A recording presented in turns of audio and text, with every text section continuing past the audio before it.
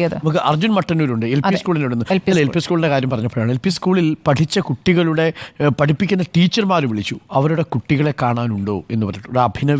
ഒരു അഭിനവിൻ്റെ ടീച്ചർ, ഒരു മുഹമ്മദിൻ്റെ ടീച്ചർ. പക്ഷേ ഇവർ രണ്ടുപേരും കണ്ടെത്താൻ പറ്റിയിട്ടില്ല. രണ്ടുപേരും ഭിന്നശേഷിക്കാരായ കുട്ടികൾ കൂടിയാണ്. ക്യാമ്പിലൊന്നും കിട്ടിയിട്ടില്ല, ക്യാമ്പിൽ എങ്ങുമില്ല കുട്ടികൾ. ഇപ്പോൾ അർജുൻ മട്ടന്നൂരുണ്ട് ഈ എൽ പി സ്കൂളിൻ്റെ അടുത്തുനിന്ന്. അർജുൻ എൽ പി സ്കൂളിന് മുന്നിലാണ് അർജുൻ ഉള്ളത്. എന്താണ് ഇപ്പോൾ നമുക്ക് അവിടെ കാണാനാകുന്നത്? സ്കൂളിന് വലിയ കേടുപാടുകളില്ലാന്ന് തോന്നുന്നു അല്ലേ? ആ കെട്ടിടം വലിയ രീതിയിൽ തകർന്നിട്ടില്ല.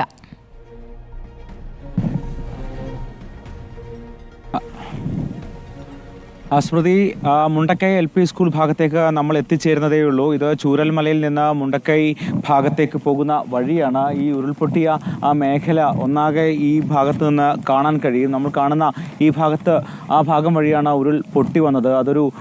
ഒരു മേഖലയാകെ തുടച്ചു നീക്കിയതുപോലെ ഈ ദൃശ്യങ്ങളിൽ നിന്ന് തന്നെ വ്യക്തമാണ്. ഇവിടെ ചില വീടുകൾ ഈ ഭാഗത്ത് പൂർണ്ണമായും പോയിട്ടുണ്ട്. അവിടെ ചില വീടുകൾക്ക് കാര്യമായ കേടുപാടുകൾ സംഭവിക്കാത്ത വീടുകൾ ഒരു ഭാഗത്ത് ഉണ്ട് താനും. പക്ഷേ മിക്ക വീടുകളും താമസയോഗ്യമല്ല എന്ന് തന്നെയാണ് പ്രദേശവാസികളൊക്കെ തന്നെ പറയുന്നത്. നമുക്ക് ദൃശ്യങ്ങളിൽ കാണാൻ കഴിയും, അവിടെ വാഹനങ്ങളടക്കം, ഇത്തരത്തിൽ ഈ ഉരുൾപൊട്ടൽ നശിച്ച വാഹനങ്ങളടക്കം ഈ മേഖലയിൽ ഉണ്ട്.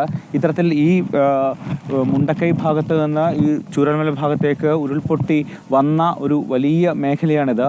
ഈ ഭാഗത്തു കൂടിയാണ് ഇത്തരത്തിൽ വീടുകളും കെട്ടിടങ്ങളും ഒക്കെ തന്നെ നശിപ്പിച്ചുകൊണ്ട് ഇത്തരത്തിൽ ഉരുൾപൊട്ടി വന്നത് ഇതുവഴിയാണ്. എന്തായാലും ഈ ഭാഗത്തൊക്കെ തന്നെ ഇന്നലെ തിരച്ചിൽ ഏതാണ്ട് നടന്നിരുന്നു. പക്ഷേ ഇപ്പോഴും നിരവധി ആളുകളെ കാണാനില്ല എന്ന് പറയുന്നുണ്ട്. സ്വാഭാവികമായും ഈ മേഖലയിലൊക്കെ തന്നെ ഇന്ന് വീണ്ടും തിരച്ചിൽ നടത്താൻ സാധ്യതയുണ്ട്. പ്രത്യേകിച്ച് സൈന്യവും മറ്റ് രക്ഷാപ്രവർത്തകരും ഒക്കെ തന്നെ ഈ ഭാഗത്തേക്ക് ഇന്ന് എത്തിച്ചേരുന്നതേയുള്ളൂ. ചൂരൽമല ഭാഗത്ത് നിന്ന് ഈ രക്ഷാപ്രവർത്തകരെയും മറ്റും പോലീസും മറ്റും അവിടെ കൃത്യമായി വിന്യസിച്ചുകൊണ്ട് ഓരോ ഭാഗത്തേക്ക് നിയോഗിക്കുന്ന ഒരു നടപടിയാണ് ഇപ്പോൾ നടന്നുകൊണ്ടിരിക്കുന്നത്. രക്ഷാപ്രവർത്തകർ പൂർണ്ണമായും ആ മേഖലകളിലേക്ക് എത്തിയിട്ടില്ല. പക്ഷേ ഈ ദൃശ്യങ്ങളിൽ ഇപ്പോൾ കാര്യമായ മഴയില്ല. അതുകൊണ്ട് തന്നെ ദൃശ്യങ്ങൾ കുറച്ചുകൂടി വ്യക്തമാണെന്ന് കരുതുന്നു. അതായത് ആ കാണുന്ന മലയുടെ മുകളിൽ നിന്നാണ് ആ ഉരുൾ പൊട്ടി ഈ ഭാഗത്തേക്ക് വന്നത്. എന്തായാലും ഇവിടെ നിന്ന് ഏതാണ്ട് ഒരു 1/2 കിലോമീറ്റർ കൂടി താഴെ ഭാഗത്തേക്ക് പോയി കഴിഞ്ഞാൽ ചൂരൽമല പ്രദേശമായി, ചൂരൽമല സ്കൂൾ അടക്കമുള്ള മേഖലയിലേക്ക് എത്തുന്ന ഒരു പ്രദേശമാണിത്. ഈ പ്രദേശം ഒന്നാകെ ഇല്ലാതായ ഒരു അവസ്ഥയാണ്. ഇതിപ്പോൾ കുറച്ചും കൂടി ഈ ദൃശ്യങ്ങളിൽ നിന്ന് വ്യക്തമാണ് എന്നാണ് മനസ്സിലാക്കുന്നത്. അരുൺകുമാർ. അർജുൻ മട്ടന്നൂരാണ് ഇപ്പോൾ ഗവൺമെൻറ് എൽ പി സ്കൂളിലേക്ക്, മുണ്ടക്കൈ എൽ പി സ്കൂളിൻ്റെ ഭാഗത്തേക്ക് പോകുന്നത്.